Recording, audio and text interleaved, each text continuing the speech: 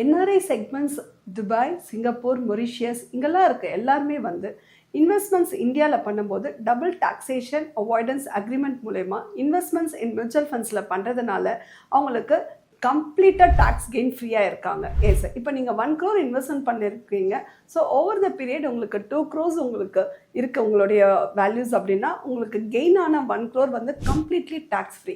இதுக்கு என்ன தேவை அப்படின்னு பார்த்தீங்கன்னாக்கா உங்களுக்கு என்ஆர்ஐ அப்படின்ற ஒரு ரெசிடென்ஷியல் அதோடைய ஸ்டேட்டஸும் ரெசிடென்ஷியல் சர்டிஃபிகேட்டும் உங்களுக்கு இருந்துச்சுன்னா போதும், நீங்கள் வந்து இந்தியாவில் இன்வெஸ்ட்மெண்ட்ஸ் பண்ணலாம். அதே போல் நிறைய பேர் வந்து அவங்களோட ரியல் எஸ்டேட்டில் இன்வெஸ்ட்மெண்ட் பண்ணுவாங்க.